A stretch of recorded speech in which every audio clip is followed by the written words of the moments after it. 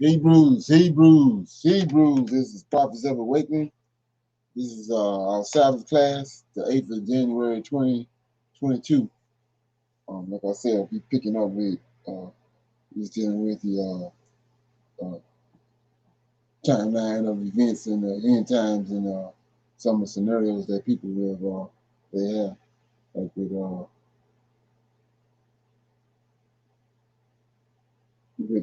like I was saying, some of it tied to Jesus Christ. And a lot of people don't know it, but yes, a lot of the stuff is all centered around what they did at the council last year.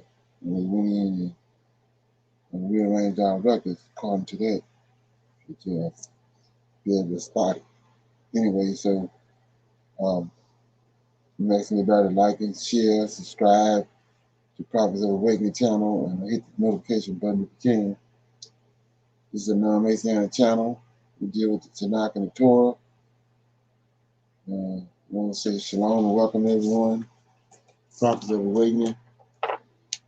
We're going to do our moment of silence, prayer, and Psalms, and then we're going to go right into what we was talking about last night and go forward. Okay.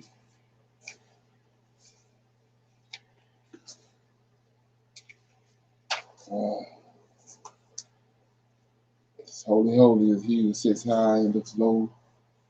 Faithful and true is he who sits upon the throne.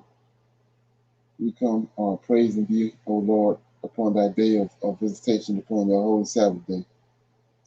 You, O Lord, foretold that these days and that are now here upon us, O Lord. Give us, O Lord, and guard us, O Lord, and make haste to deliver us from our oppressors. You and you alone is Israel's Savior, and we come with outstretched hands, beseeching thee. All praises unto you. Okay. You want to read the Psalms?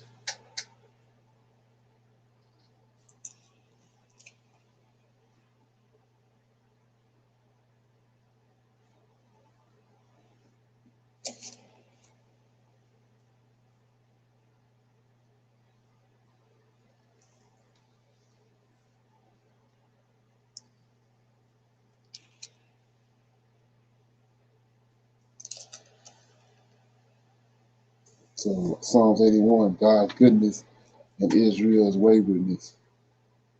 It's a song of Asaph. Psalms 81. Sing aloud unto God our strength. Make a joyful noise unto the God of Jacob. Take a song and bring hither the timbre and the pleasant harp with the pastry. Blow up the trumpet in the new moon in the time appointed on our solemn feast day. For this was a statute for Israel and the law of God of Jacob. This he ordained in Joseph for a testimony when he went out to the land of Egypt, where I heard the language that I understood not. I removed his shoulder from Burton, and his hands were delivered from the pots. Thou callest in trouble, and I delivered thee. I answered thee in the secret place of thunder. I proved thee as the waters of Meribah, Selah. Hear, O my people, and I will testify unto thee, O Israel, if thou wilt hearken unto me. There shall no strange God be in thee, neither shalt thou worship any strange God. I am the Lord thy God, which brought thee up out of the land of Egypt. Open the mouth wide, and I will fill it. Okay. So I gave them up unto their own hearts lust, and they walked in their own counsel. Oh, that my people had hearkened unto me, and Israel had walked in my ways. I should soon have subdued their enemies and turned my hand against their adversaries. The haters of the Lord should have submitted themselves unto him, but their time should have endured forever. He should have fed them also with the finest of wheat and with honey out of a rock. Should I have satisfied thee? So it's Psalms 81. God's goodness and Israel's waywardness. Anybody got any comments?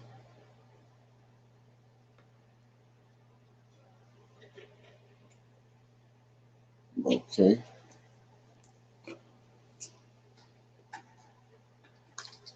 Yeah, like I was saying last night, we was dealing with the guy Dante Folsom. I don't know if anybody know him, but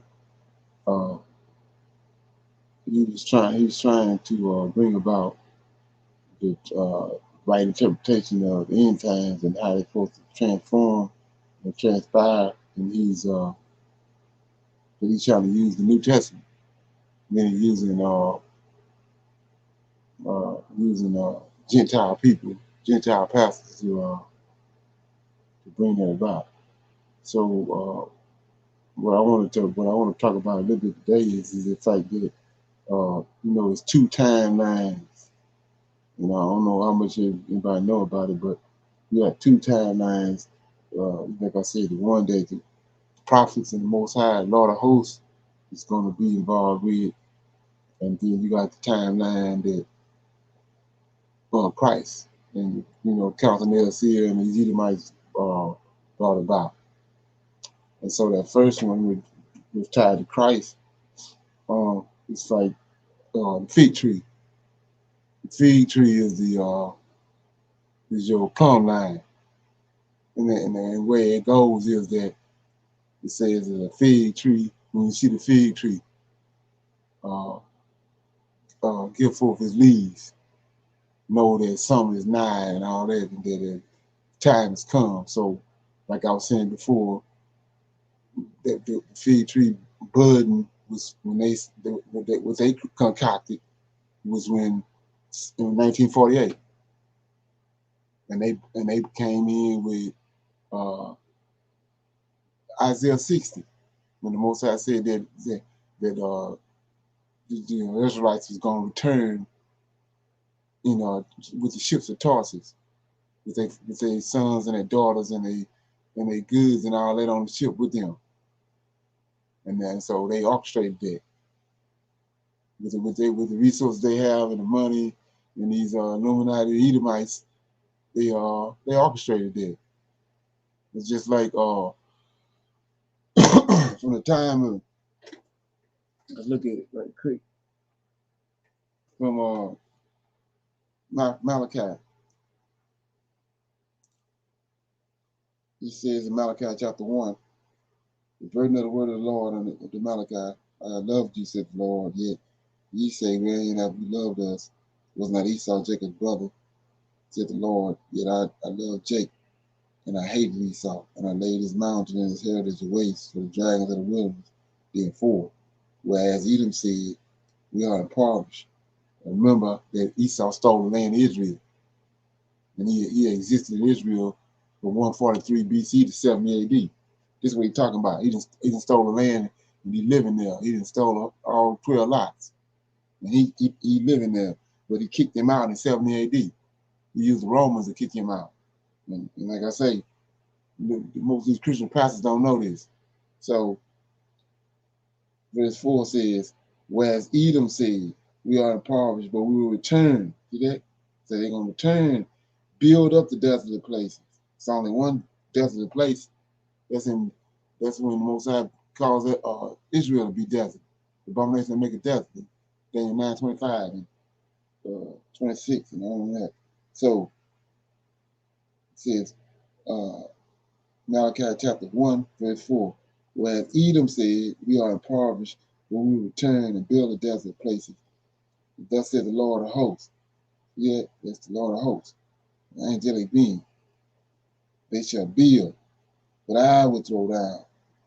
And they shall call them the borders of wickedness, the borders of Israel, borders of wickedness, and the people against whom the Lord have entered forever. And your eyes shall see, and ye shall say, the Lord will be magnified from the borders of Israel. So, like I was saying before, they came back. They told him in verse 4, we will, wherefore Edom said, we are impoverished, we will return. So from this point right here, all the way to 70 to In 1948, they orchestrated a plan how to get back. And if you know anything about the Balfour Agreement and all that stuff, World War I and II and all that, they was behind the scenes. These Edomites, Rothschilds and Zionists was behind the scenes making deals to get the land of Israel. We had to get possession of it again. They couldn't get it on their own because the Arabs and all them was there from all those crusades and stuff that had went on. But they behind the scenes working with the powers that be and the governments that was in charge with the might, and they orchestrated a deal and got the land of Israel back. And then they concocted the return to Israel in 1948. And if you know anything about the scriptures, you know that's a lie from the pits of hell. Because we the Israelites, but they already, since 1948, 70 years ago, they have the world thinking that those events already took place. And so, like I said, it's dealing with the plumb line that they riding off of is the fig tree. And they got you believing that when you see the fig tree bud, know that not the time is the end is almost here, and Jesus is soon to come back. That's the plumb line they got. They can set it up. It's already in place. So when you go to, let me play a little bit of this. Okay.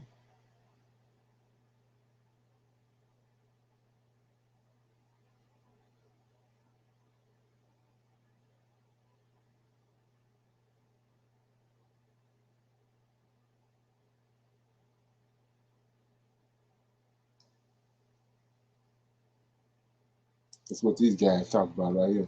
Big white bottle. So the next time Alton or anybody on Maria's channel says that, you'll know that they're a lying, deceiving devil. So let me go ahead and cue this up, and I'll be right back. All right, got everything queued up. Here we go. I want y'all to listen carefully to what he's about to say. I'm probably going to play this twice for y'all. I'm going to play it twice for y'all. Fair use. Played out before. Now, comment also, okay, here comes Pharaoh. He doesn't understand the Hebrew people. And I think a person would have to be totally willfully blind to it or not see it because they haven't kept up with it, that we have had leadership in our country that's been very anti-Israel. The decisions they've made have been against Israel. There's even been talks, which I never thought I'd hear this. See, so what a lot of people not understanding is they trying to write and divide scriptures based on the fact that Israel already back in the land. Israel already returned. The fig tree already budded. That's what these clowns talking about. And so, like I was saying before, the brother that's giving this little presentation, ain't no way out in hell I would have started with this. But I'm riding with what he's done. But yeah, so you know, this here is not even nothing to be trying to use to write a divide to come in when you understand the real scenario and what happened to Israel as a nation, and then not even trying to figure out who the Savior is, who the Redeemer is. Of sanctioning Israel because of decisions that some of the leadership in America does not agree with. Okay. Having said that, hold on. He said the country's been very anti-Israel. What's interesting is he's not talking about us as a people. He's talking about those other people while ignoring the treatment of the very people he shares citizenship with in the same country. The Pharaoh arose who knew not Joseph was read in the synagogue, the Torah portion, 2009, the week of the inauguration, and we predicted. That's Obama. That there would be an Egyptian pattern developed. Now, hold on. He predicted that there would be an Egyptian pattern based on the Torah. He's using the Torah as Bible prophecy. So when you see these liars, these deceivers, these devils show up on Berean TV and other Christian channels talking about this is a One West doctrine, point them right back to this. The Parallels of America and Ancient Egypt, episode 753. This is March 13th, 2015. So ask when the camps developed the doctrine, and then ask them when Perry Stone came up with the doctrine. So either Perry Stone is teaching leaky camp doctrine, or somebody over there is lying about the origin of this teaching. If you go back and watch this whole series, 400 years of teaching Deuteronomy 28, I believe that's episode 8 in this series, I pull up documents, historical documentation that Europeans have been teaching this since at least the 1600s, the Torah as. Yeah, so this I mean, as far as I'm concerned, looking at the times and where we at, most I ain't got time, man, these clowns, because they ain't gonna get it. They just ain't getting it at all. And we even come this route trying to deal with them and talk about the Berean Council and all that, man. These Negroes don't know what the hell going on. They ain't right about the script. They can't write it about the scripture. He got folks he been dealing with forever and a day that in place right now to shut this thing down. This over with. From the this right here, stuff like this. Yeah. Immediately begin to happen is taxes increase. That's the taskmasters that are mentioned. But it also mentioned that this particular leader in Egypt passed a law to actually abort children. Mm-hmm. So one of the first things that happened in 2009 was the new leader reversed a law and kind of opened the doors to abortion all over the place. Partial birth abortion. Yeah, partial birth, etc. And this was very much like the Pharaoh pattern. Let's go from there again. Let's keep developing it, because I want people to see that this is something we're not talking about after the fact. We're talking about, Bill and I talked about this in 2008 and 9. I said we're going to go the pattern of ancient Egypt. All right. So now he said that they had been talked about this in 2008, 2009, that America was going to go the pattern of ancient Egypt. This is why we're talking about the 400 years, because many people in the church will say that 400 years applied to Egypt. They ignore the Septuagint and any other translation that says 215 in Canaan, 215 in Egypt, because they have a narrative to push. The 400 years happening at another time point doesn't fit their narrative. And so what they do is they listen to these pastors and preachers and everybody else who tell them how to interpret the Bible. And instead of reading it for themselves and saying, wait a minute, that doesn't make sense, they just believe it, and then they continue to pass it on. And meanwhile, they'll tell Israelites, we're taking the Bible out of context. We're not interpreting the Bible right. And while they're saying that, they have amillennialism and they have dispensational. Yeah, so like I was saying before, they, as far as they're concerned, they when they're looking at a prophecy, the nation of Israel already been identified. The nation of Israel already returned back into the land. So pretty much a lot of the prophecies when pertaining to the end times, they already transpired as far as they're concerned. And so you have to be aware of that. And like I said, they let you know right there, they are. So, but anyway, so that plumb line, if you're trying to rightly divide this, they going by what Christ said. Like I said, we got two different books, Old Testament and the Lord of Hosts is the Redeemer, and he's the one gonna do all the bidding for the Israel, and it was all written down in the Tanakh. Then you got the New Testament, and they concocted JC, he doing all the bidding for this synagogue of Satan, which is Edomites, and he even told you what's gonna happen, and they following that plumb, they following that scenario. So, like I say, the plumb line for them is the fig tree. We know the story. JC came, walked by the fig tree, and he's hungry, and the tree didn't have no figs on it, so he cursed it, and the tree withered. So he said that the plumb line, when you come back and see that the tree can start budding again, which was 1948, and all the Edomites came back. So that's the plumb line to understand what's going on in the world when it comes to scriptures, which we know is tied to the New Testament, which is garbage. But here we go. We're gonna go into the plumb line and the sign that maybe some people might not heard this or seen it, but just the plumb line right here, and it's already happened. So let me get over here and do this right quick.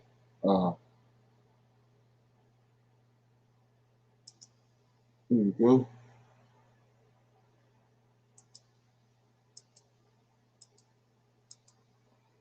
See this behind me? We go to right here. I already showed you this before. That's David. That's the tabernacle of David. That's the plumb line.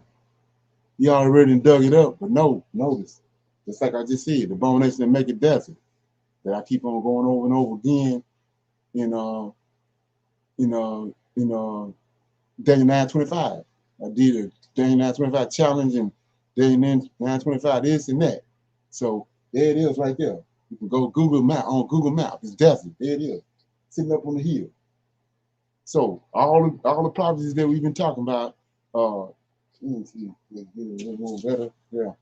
So there it is. They dug this up way back in Hoshua and a couple of guys, Israelite men. They've been going over there, offering up sacrifices, but they're trying to get them. They're trying to get them out of that land. They don't want them over there because but prophecy gonna take place. So when you understand that this is the plumb line, this is not the budding of the fig tree, but it's the tabernacle of David. Let me get out of this.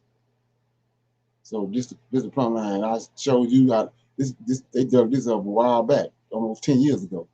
This is the plumb line.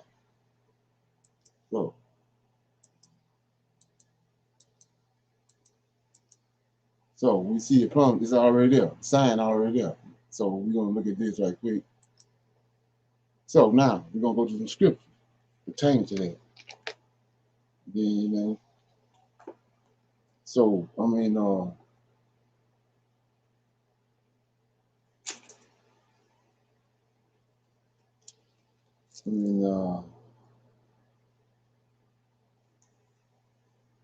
let's see.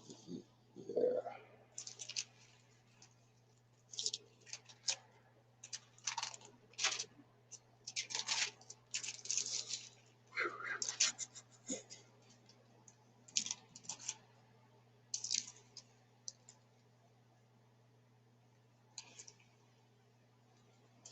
I think it's in a minute.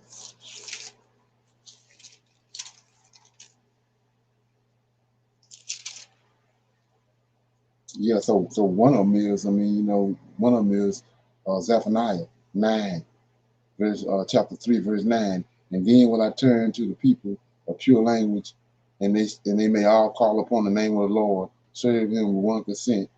From beyond the rivers of Ethiopia, my supplements, even the daughter of my disverse, shall bring mine offerings. In that day, shall thou not be ashamed for all thy doings wherein thou hast transgressed against me. For then will I take away out of the midst of thee, of thee, them that rejoice in thy pride, and thou shalt no more be halted because of my holy mountain. So, and then 12 says, and I will also leave in the midst of thee an afflicted and poor people, and they shall trust in the name of the Lord.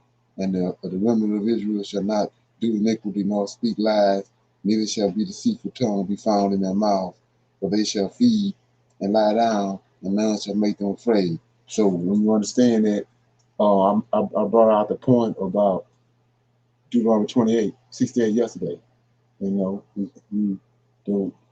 Most High, when we get to a certain point dealing with these scriptures, he precise. They try to hoodwink it, but he didn't hoodwink them to the point where it's coming back on to bite them. So he made a point to tell you, no man gonna save you. Why he saying that? Because he's the angel. He's the redeemer. So let's look at that.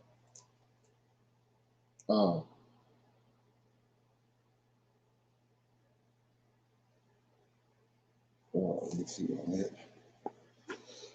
He said, Hosea, Haggai. So let's look at this. Just give you an example. Maybe this might trigger something. So, Haggai. This is when it's Zechariah chapter 6. This is when he's getting ready to bring, turn the captivity of them in Babylon and bring them back. So he says,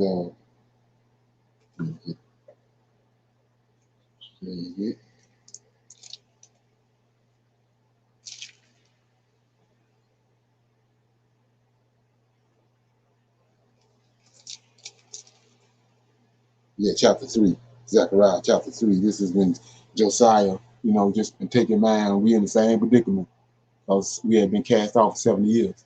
So, let me see. Okay, there you go.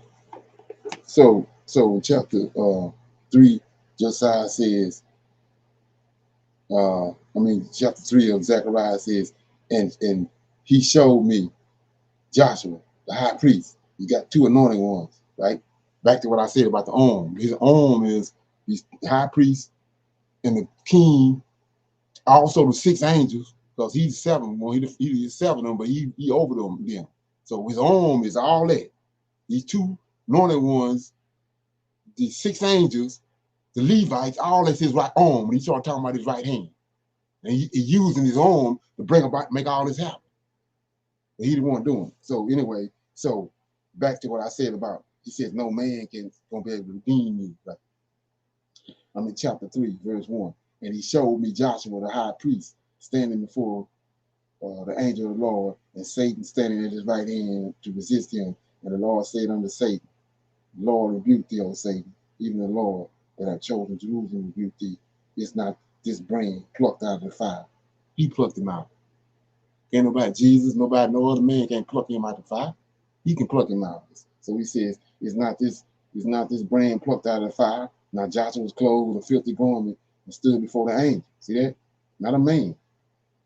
And he answered and spake unto those that stood by him, saying, take away. See, it's the other 6. Part his arm. You understand who his arm is. He says, and he answered and spake unto them that stood back before him, saying, take away the filthy garment from him. And unto him he said, behold, I have caused thine iniquity to pass from thee, and I will clothe thee with a change of raiment. No Negro can't do that. Only he can do that. See that? Says, and he answered and spake unto to those that stood before him, saying, take away the filthy garment from him. And unto him he said, behold, I have caused thy iniquity to pass from thee, and I will clothe thee with a change of raiment. Now let's look at another example. Ezekiel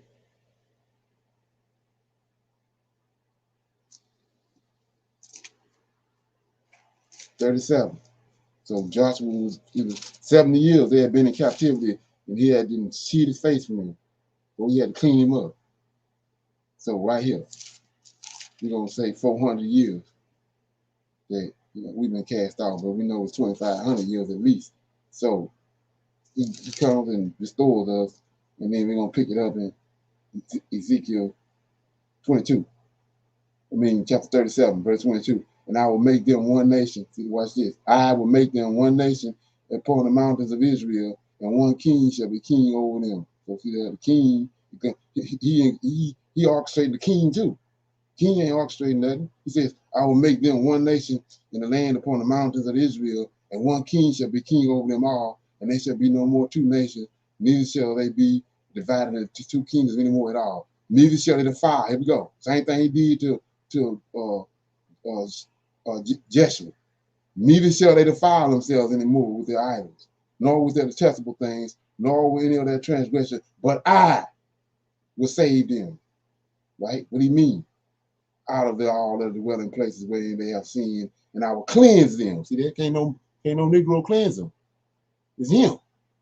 We know in Exodus chapter 23, he tell you, that he says that it's the angel over you. And he the one, he ain't gonna pardon your transgression. You're gonna deal with your sins. They can't no man do none of this stuff right here. So he says, 23, neither shall they defile themselves anymore with their detestable idols, nor with their detestable things, nor with any of their transgression, but I will save them out of all of the dwelling places wherein they have sinned, and I will cleanse them. Now watch this. So shall they be my people, and I will be their God. Then 24. And David, my servant, shall be the king. See, then he bring David. You know what I'm saying? Then he bring David, but he's shutting everything down on his own. He the one. Ain't no man. It's angelic being, which is our Redeemer, doing it. Then he give them the promise that he had gave them was that he's gonna get them David back. So back to the plumb line. This the tabernacle of David is sitting right now over there wide where everybody can see it. You can Google it. It's over there, but it's desolate. So then, like I said, then you start bringing all these scriptures into play, and you'll see it. He said he's gonna make the wilderness blossom all of a sudden like the Garden of Eden. He's talking about this place. He says he's gonna what I was looking for that. Let me watch this. So this is the plumb line right here. This they already dug it up. It already been started a long time ago. The Israelites waking up and let me get this. So it's a certain time after he do what he gonna do. Then it's a certain time he brings out just like he brought out Joshua and Zerubbabel. It's a certain time he bring them out. Let me get this.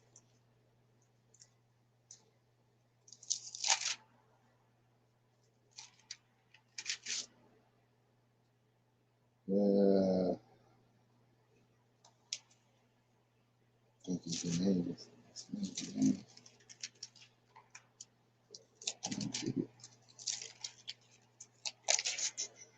Yeah, here you go. Amos chapter 9, verse 11 says, it's the future restoration of Israel. In that day, when I will I raise up the tabernacle of David that has fallen, close up the breaches thereof, and I will raise up his ruins, and I will build it as in the days of old, that they may possess the remnant of Edom. See that? There you go. That they may possess the remnant of Edom. Where Edom at? Edom over there. Edom over there in the land right now, posing as Israelites. So it says, and all the heathen which are called by my name, they over there saying they Israelites. Says the Lord, that doeth this. Behold, the days come, says the Lord, that the plowman shall overtake the reaper, and the treader of grapes, he that soweth seed, and the mountains shall drop sweet wine, and all the hills shall melt. And I will bring again the captivity of my people Israel, and they shall build the waste places, the waste cities, and inhabit them, and they shall plant vineyards and drink the wine thereof.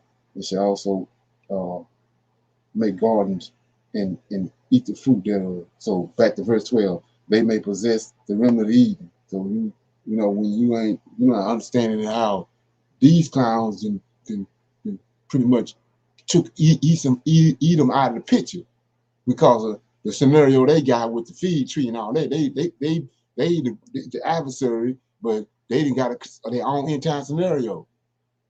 So they didn't took themselves out the picture. But so this was like out of nowhere to see this. It says 12 that they may possess the remnant of Edom. So he said, wait, where that come from? Well, you go to Obadiah, and then it all start coming into play because they didn't hook with the scriptures. So I'm in Obadiah chapter 17, starting at verse 17. Upon Mount Zion. Yeah, that's what it's placed at. I showed you. The real Jerusalem. But it's already dug up. The tabernacle of David. We gotta bring it back to like it was in the days old. We see that ain't happened yet. That ain't happened. It's just sitting there. They dug it up, but it ain't happened. That's the timeline right there. So 17.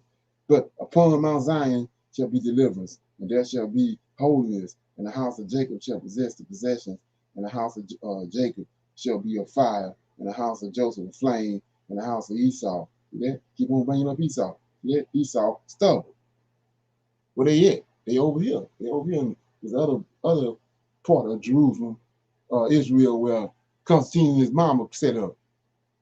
The other Jerusalem, the Hittite Jerusalem. You had the Jebusite Jerusalem, which is right here with David at.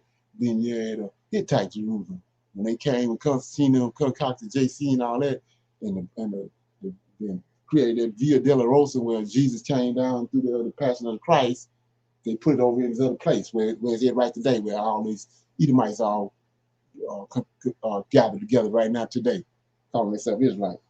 So he says, 18, in the house of Jacob shall be a fire, in the house of Joseph a flame, in the house of Esau stubble, and they shall kindle in them and devour them, and they shall be and shall not be any remaining of the house of Esau, for the Lord hath spoken it.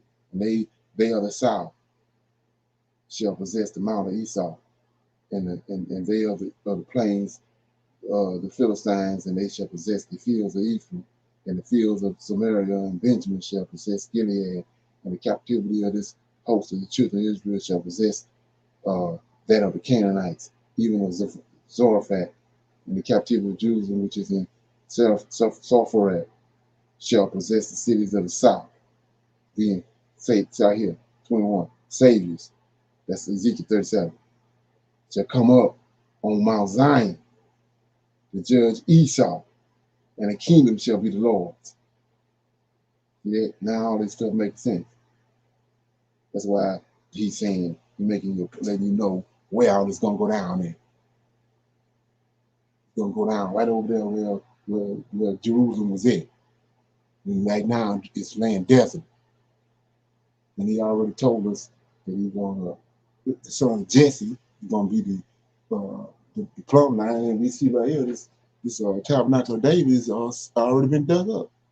Israelites have dug it up, but they haven't came to the prophecies that's connected to it to finish it off and to finish up what he's doing ain't happening.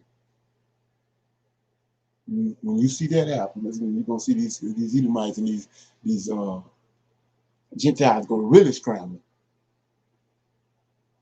And that's what he mean by right here, this hill, sitting up on this hill, you're gonna see him over Jerusalem. You're gonna see him. That's what he's talking about. They right here when they was making the sacrifice and all that back in the day, the Moabites and the Ammonites and all that saw all that.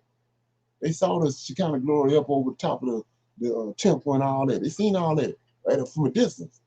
That's why he said that they were saying that you didn't cast us off and did what you did to us, and now we're ashamed and we are derision because they're laughing at us because of all them years they sit there and watch the God of Israel hovering over the land of Israel and over the temple and doing all this stuff. They were sitting there watching it. That's why they're so adamant now of don't want them to bring it back. They don't want it. They know what's going to happen. They do. So that's what that's all about. So like I said, that's the plumb line. And they got two scenarios. Like I said, we got the one with the fig tree, which is Christ. You don't want to deal with none of that, but we can talk about it, with the right person. But our plumb line and what we riding off of is that he said he's gonna raise up David's tabernacle and build it back up like in the days of old. And like I said, we're looking at that. The tabernacle, he already dug it up. You just gotta these other verses like beyond the river of Ethiopia and Isaiah 66. Let's look at it. So let's look at this other one. Isaiah 66. 66 says, like I say, once you see these verses and you see this, so it says chapter 66, verse 1. I'm going to verse 5. And keep in mind the tabernacle of David they dug up, is sitting there on the hill. So it says, thus said the Lord, the heavens is my throne, the earth is my footstool, where is my house? See that you built unto me, and where is the place of my rest? That's the place I'm talking about, right here, sitting on the hill. For all those things have mine hands made, and all those things have I been, said the Lord. But this man will I look, even to him that is a poor of a contrite spirit, and trembles at my word. He that killeth an ox is as if he killed to a man, and he that sacrificeth a lamb as if he cut off a dog's neck, and he that offered an oblation as if he offered swine's blood, he that burneth incense as if he blessed an idol. Yea, they have chosen their own ways, and their soul delighteth in their own abomination. This is what got them kicked out. Verse 4. I also will choose their delusions, and I will bring their fears upon them, because I called, none did answer, and when I spake, they did not hear, but they did evil before my eyes, and chose that which I delighted not. Hear the word of the Lord, ye that tremble at your word. There go Esau, your brethren that hated you. You're always going to bring them in. They cast you out. Then you know what happened. They cast us out in 143 BC. All for my name's sake. Said, let the Lord be glorified. That's what they're doing right now. But he shall appear to your joy, to us, and they shall be ashamed. Now here you go. Temple already dug. They dug it already, dug it up. A voice of noise from the city. A voice from the temple. See that? It ain't happened yet. And a voice of the Lord that renders recompense to his enemy. Before she travailed. See? The temple is the timeline, the tabernacle of David. Before the she travailed, she brought forth. Before pains came, she was delivered of a man child. That's David. We just read what he told you. He's gonna raise up the tabernacle of David and close up all the breaches. So in order to close up all the breaches means that bring David back. Ain't no nothing in place that can stop him from David materializing. He can close up all the breaches. And like I said before, all this over there. He's doing all this over there. And like I said, the plumb line is the tabernacle of David that he'd already dug, just sitting there. And all these events that we've been going over and dealing with is pertaining to that tabernacle. There's gonna come a time when the ground, the whole land, all that whole area gonna end up blossoming like a Garden of Eden. And like I say, anybody in their right mind gonna know what time it is then. And right now, it's desolate, like I showed you. Prophecy. That's your plumb line. Okay. Got any questions right now? So before I go and just play this video, anybody got any questions they want to, or comments? Connect some dots, whatever we got.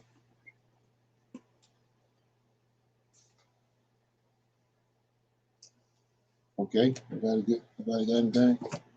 Let me play this right here.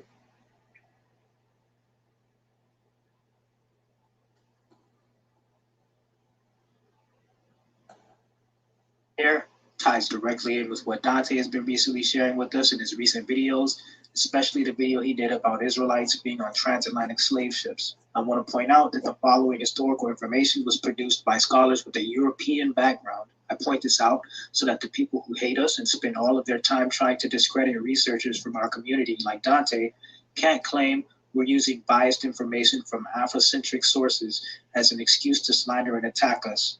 The European scholars who wrote this information had nothing to gain by recording the fact that Black people in West Africa were Jews.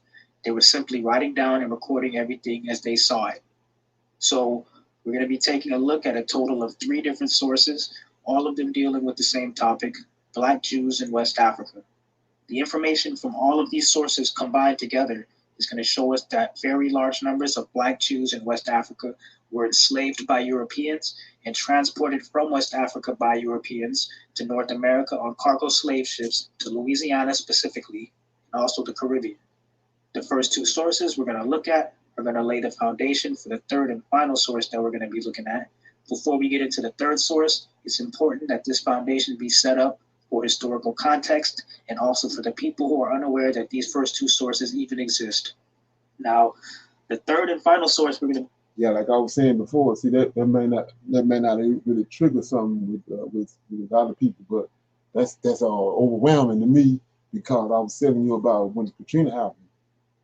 When the Most High first started dealing with me, I was down there working in Katrina. And he showed me the Israelites. He showed me all the people that I was down on the street corner, doing work for the government, and he just put the spirit on me. Showed me all these Israelites That's how I got to where I'm at today. But it was in Louisiana, New Orleans, like the brother just said. You think that's a coincidence? And I'm looking all around, and I was like, wow. And I had to go into I had to run into the bathroom, man, because I couldn't handle it. But I was in the streets. I didn't know about that. And I just started looking at all the brothers, and I was checking them out, and I was like, he's showing them to me. And like I said, now, something like almost 30 years later, here go this brother say this right here. Specifically about Louisiana. Come on. I'm from Louisiana. So you know what he's doing? So check this out. Be looking at really hit close to home for me when I first saw it a while back, because my father's side of the family is from a small town right outside of New Orleans, Louisiana, called Reserve. My great-grandfather on my father's side, which would be my father's grandfather, was the firstborn of many siblings in his family, and his parents were sharecroppers. While he was growing up, his family still lived on or near the plantation that their ancestors were slaves on.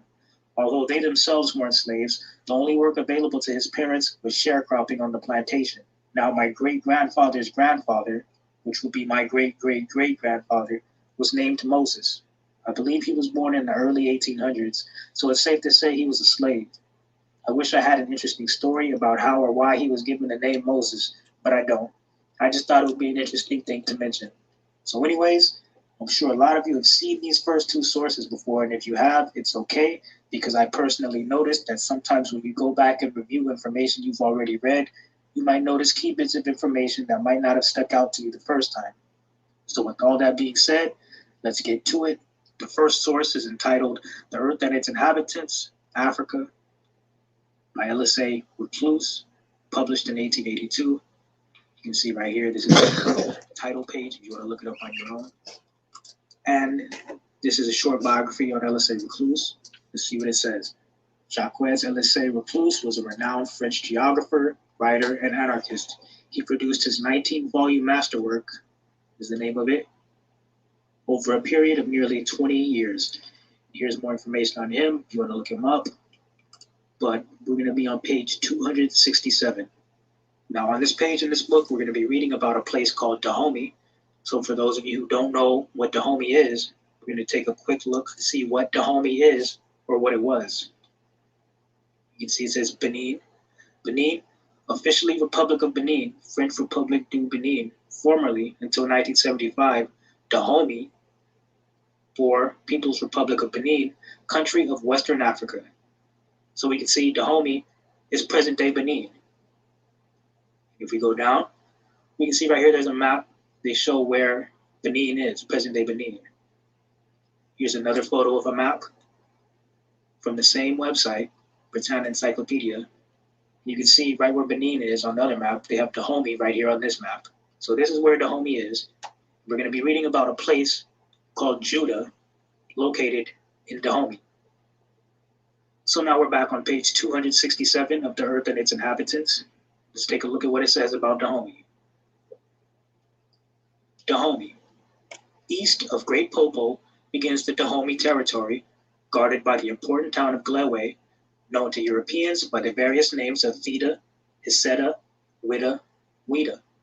The old writers called it Judah, and its inhabitants were said to be Jews, while the neighboring river Alala, whose real name is Ephra, became the Euphrates. During the flourishing days of the slave trade, from 16 to 18,000 were annually transported from Judah, as the Portuguese called this place, which at that time had a population of 35,000. Now, an important thing to note about this book is the fact that it clarifies all of the different names right here for this location is talking about the same place, Judah. It says Theta, Hiseta, Wida, Wida. The old writers called it Judah. So these are all different names for the same place in West Africa, in Dahomey. We just saw where Dahomey is on the map. These are all names for the same place, which is Judah. It also says that its inhabitants were believed to be Jews. If you've been watching his recent videos, then you know Dante has shown another source that says these people were indeed a remnant of the lost tribes. I'm paraphrasing when I say that, but the bottom line is that there's no reason for anybody to be saying that they don't know why this place was called Judah or that they need to look into it. Best believe that if this place would have been called something like Cush, our haters would have no problem letting these people be Cushites or Hamites, and they wouldn't be saying they need to look into it. And best believe that if there was a place called Judah somewhere in Europe instead of Africa, our haters and people on the other side would have no problem letting those people be Jews, and they definitely wouldn't be saying they need to look into it. The last thing I wanted to point out about this source is the number of slaves it says were transported from Judah annually. Annually means yearly, okay? Let's look at it one more time. It says, during the flourishing days of the slave trade, from 16 to 18,000 were annually transported from Judah. Let's do some math. I've got my calculator pulled up, so let's read this one more time. It says, during the flourishing days of the slave trade, from 16 to 18,000 were annually transported from Judah. So 16 to 18,000 yearly. Let's go with the smaller number. Let's say 16,000 over a period of 10 years. That's 160,000 people from this location being taken as slaves. Now, let's be even more generous. Let's divide this by 2. Let's say only half of them were Jews. That's 80,000 over a period of 10 years. Now, personally, I believe most, if not all of them, were Jews. We're just playing with numbers and, getting an idea of what percentage of these people might have been Jews. So if we go 80,000 over a period of 10 years, that's quite a lot of black Jews being taken from this location. We know the slave trade lasted longer than 10 years. So that's something that we should all keep in mind as we move on to the next 2 sources. And something else I probably should have pointed out sooner is that this source says nothing about these Jews being the descendants of Caucasian men who had sex with black African women, nor does it say that these Jews are converts. Okay, so let's keep that in mind as we move on to the next source. So now let's take a quick look at this next book. A lot of you may know this source already as well. It's called A Mission to Galilee, King of Dahomey, Volume 1, by Richard Francis Burton, published in 1863. And we can see right here in the title, it says Dahomey. So we know this book is going to be talking about Dahomey. We just saw previously that Dahomey was in West Africa, and inside of Dahomey, there was a location called Judah, where Jews were known to inhabit. This was written by Richard Francis Burton. Let's take a quick look at him. Sir Richard Francis Burton was a British explorer, writer, scholar, and soldier. He was famed for his travels and explorations in Asia, Africa, and the Americas, as well as his extraordinary knowledge of languages and cultures. Some more information about him, if you want to look him up. We're going to be on page 191. The information that we want is right here. You can see it kind of cuts off from the previous page, but you guys can look this up on your own and read it if you want. What we want is right here. Pretty much it's just talking about the physical and geographic characteristics of Dahomey, West Africa. Well, let's look and see what it says right here. The eye dwells with delight upon the numerous country villages like the 115 towns of the tribe of Judah, and upon the thin forest of palms rising from the tapestry of herbage, here waving, there cut short, which combine to make this spot the Ferdo, or paradise of Dahomey land. So we can see Richard Francis Burton is identifying the people who live here in Dahomey land as the tribe of Judah. And we just read in the previous source, it says they were believed to be Jews. So this is pretty much confirming it, because we know for a fact that this book is talking about the same exact location that the previous book was talking about, Dahomey. The book we just read before this one said that the people who lived there were believed to be Jews. This right here identifies them as the tribe of Judah. Something else I also want to point out is that Benaiah Israel has shown sources saying that Spanish or Portuguese Jews were the tribe of Judah. All of this ties in together one way or another. Something else that's interesting to note is that after attacking Israelites for over a year, simply because we would share sources about the black Portuguese Jews being black, Faithful to God was finally forced to recently admit the black Portuguese Jews were literal black or dark-skinned people and not the quote-unquote dark-complexion Caucasian people he was showing in his attack videos. If you haven't seen the last video about Faithful to God, he was basically forced to admit there were two different groups of Portuguese Jews being spoken of in these historical sources. One group being the Caucasian Jewish men, who had biracial or mulatto children with native African women that he always references, and the other group being the dark-skinned black Portuguese Jews who were literally black. Dark-skinned black Portuguese Jews that Faithful has never talked about or mentioned before, by the way, yet he confidently claims that he hasn't debunked himself by admitting this. But that just goes to show how insane and what a complete liar he is, because the whole reason he was attacking us in the first place was because we were saying that black Portuguese Jews were black people, and now he suddenly agrees with us after Abu admit they were black. But unsurprisingly, Faithful's now trying to come up with new excuses and arguments to explain away their blackness. I don't check Faithful's channel unless I'm looking for footage to catch him lying or contradicting himself, but the last I heard about him was that he was having a complete meltdown about all of this. We all know how badly Faithful wanted those black Portuguese Jews to be white people. Anyways, I'm not saying that all of the black Jews we're reading about in Judah, West Africa, came from Spain or Portugal, but it wouldn't be crazy to suggest that a decent amount of them, or at least some of them, had come from Spain or Portugal, because we do know that according to numerous historical sources, the black Portuguese Jews were banished to West Africa as slaves, and that they also claimed to be from the tribe of Judah, according to a source that Benaiah has shared in his Hidden Hebrew series. So either way, at the end of the day, the black Jews in Judah, West Africa, were the same people as the black Jews in Portugal, even if they were in different locations.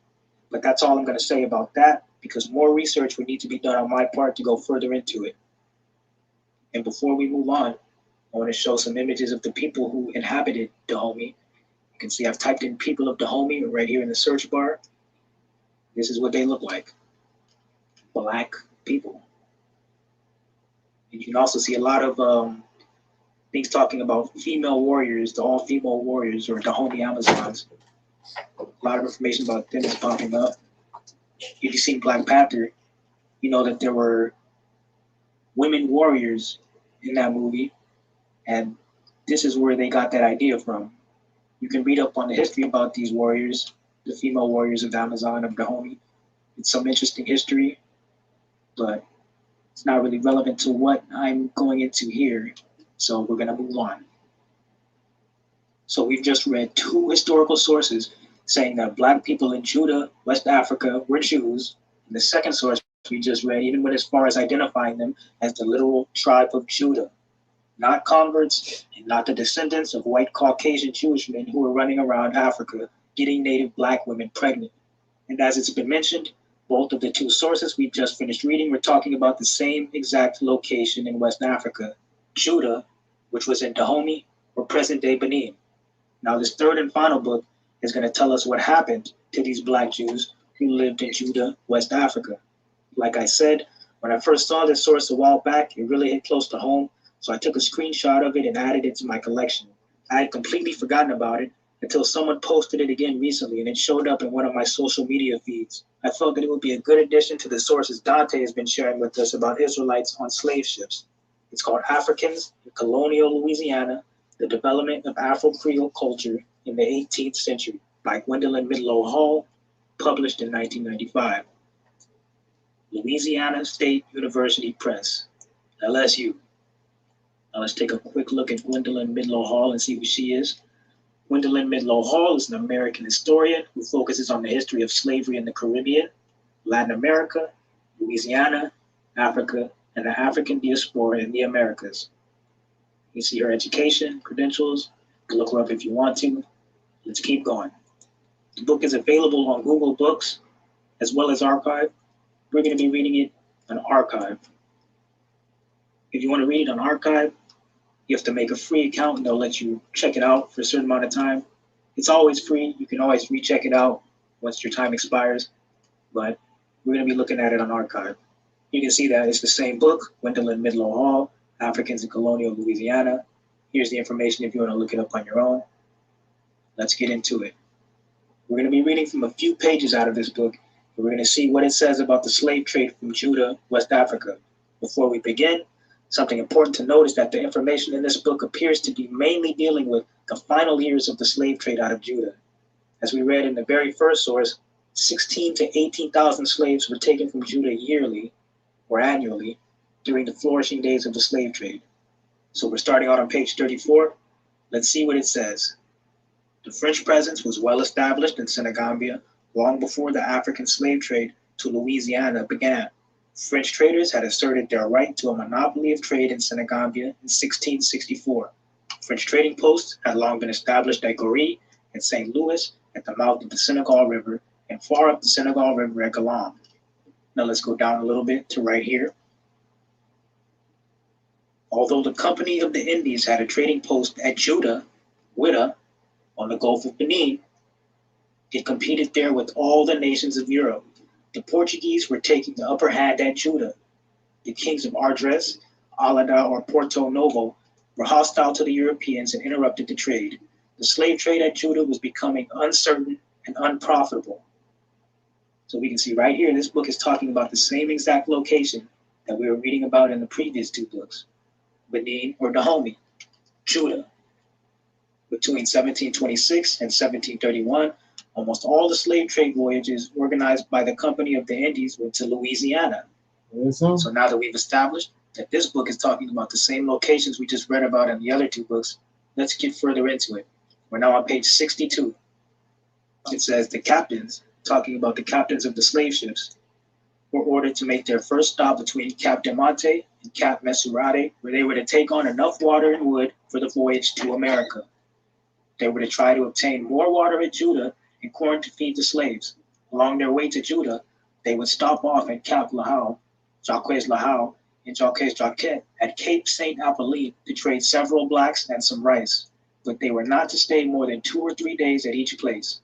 After leaving Cape St. Apolline, they were to avoid the coast until they arrived at Juda, where they could stay 10 or 12 days and trade as many blacks as possible.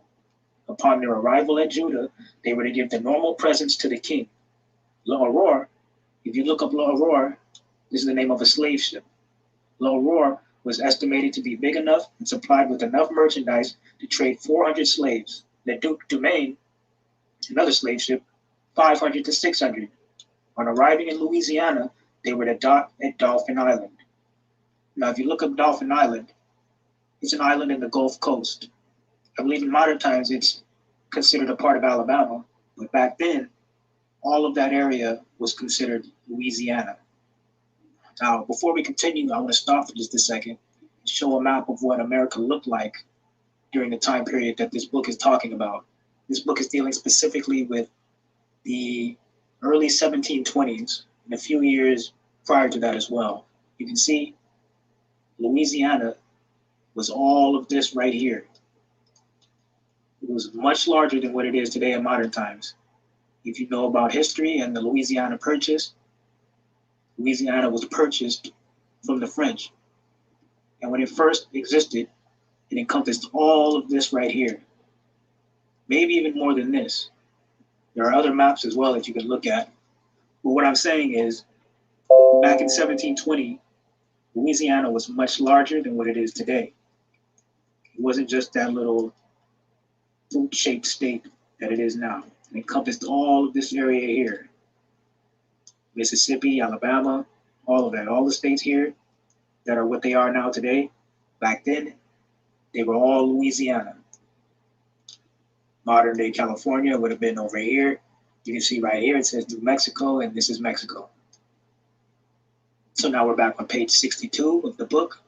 Let's continue where we left off. On arriving in Louisiana, they were to dock at Dauphin Island. Instructions pay a great deal of attention to minimizing mortality.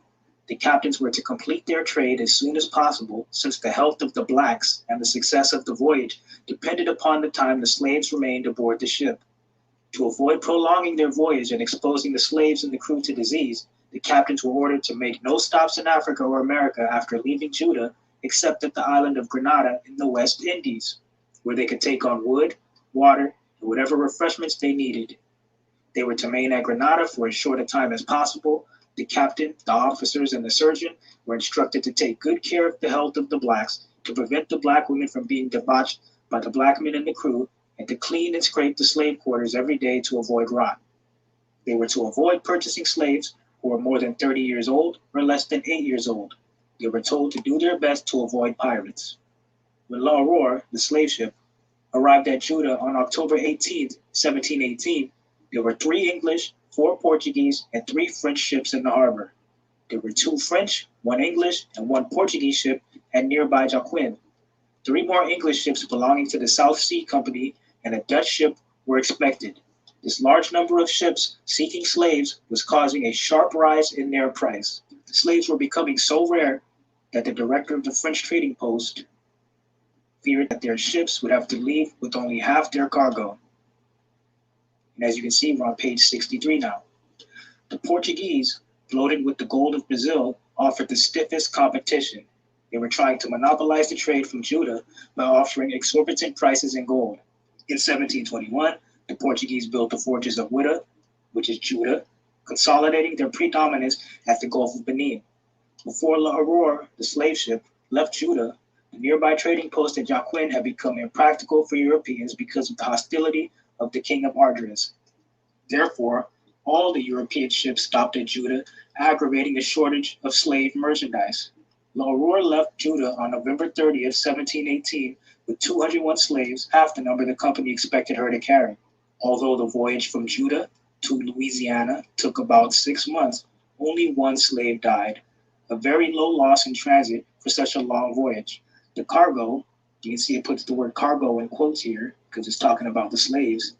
The cargo was rushed to Pensacola to work on fortifications during the siege by Spain. Many of these slaves were reportedly lost when the Spanish took Pensacola. After a voyage of 3 months from Africa to Louisiana, Le Duc du Maine, another slave ship, estimated to be able to carry 500 to 600 slaves, landed 250 in Louisiana. The sale of these slaves posed a problem that was to become chronic in Louisiana. As much as the colonists clamored for slaves, they could not pay for them in hard currency. After 2.5 months, not one colonist had come forward to make an offer. To avoid letting the merchandise, the slaves, deteriorate on Dauphin Island, the company agreed to accept payment in paper money issued by the new company, the Company of the West, as well as by Crozat, provided that if this paper money was not honored, the purchasers would pay for the slaves in kind or return them to the company. Meanwhile, the colonists would assume all risks for them. During 1720 and 1721, 3 voyages organized by the new Company of the Indies picked up their cargo, slaves, for Louisiana from Judah, despite the severe shortage of merchandise there. La Africaine, another slave ship, landed 182 slaves, and the Duc du Maine, another slave ship, on its second voyage to Louisiana, landed 349. We're on page 64 now. Both ships arrived in March 1721. Now let's scroll down just a little bit.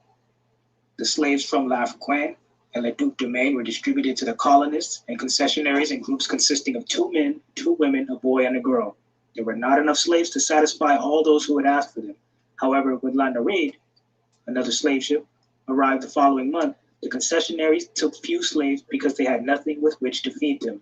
Of the 825 slaves who arrived on La Africaine, Le Duc du Maine, and La Naride, 537 were sold to individuals and 35 died after landing, leaving 253 slaves.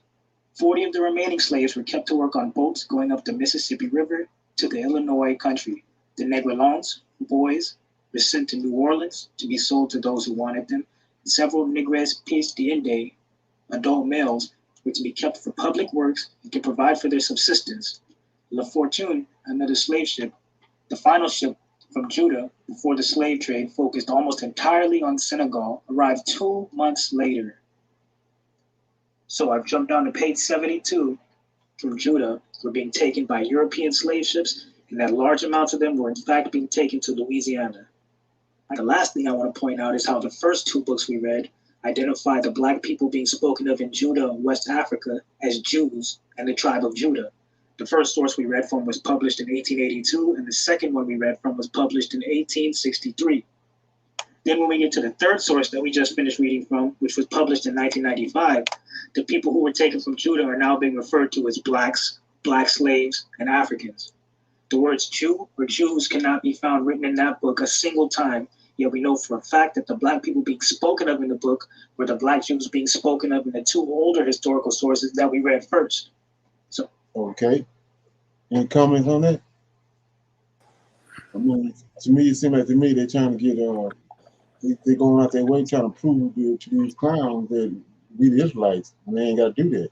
The scripture, and there's too much evidence out there now to waste of time trying to prove that to them. Shalom. Okay. The video last night and tonight, they're further confirmation about the melting pot that America really is.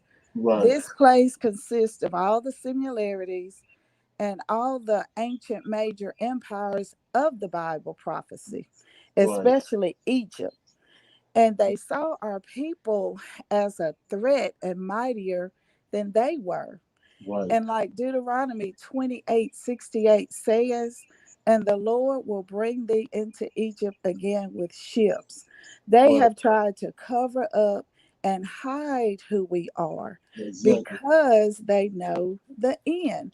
And we have to ask ourselves, why would they want us? If we weren't so special, why would they go get all these thousands and thousands of our ancestors? Right. And there's some, and come to find out, like I said, everything that's been happening, now we starting to find out, getting the evidence that the locations where all this stuff happening at is where Israelites is at. The whole time. They knew that the whole time.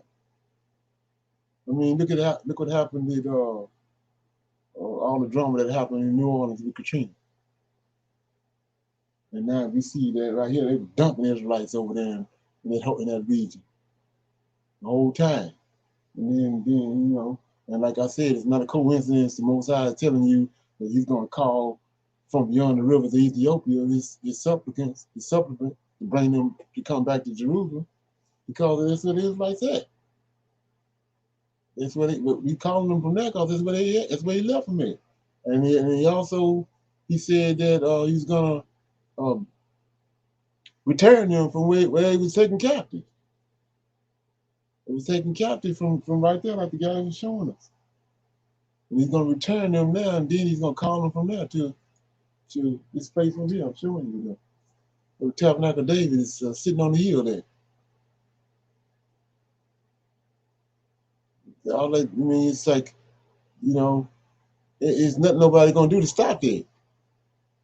But he got time. He got his timeline. It ain't according to these Edomites timeline and all these other scenarios that he concocted. It's according to the timeline that he already prophesied, and it's already in place. And nothing nobody can do about it. Yeah. Anybody else got any comments?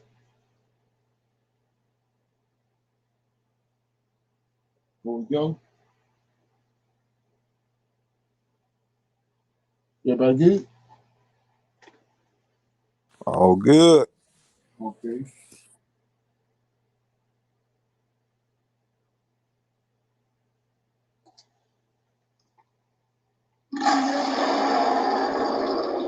Yeah, I hope you got something out of this.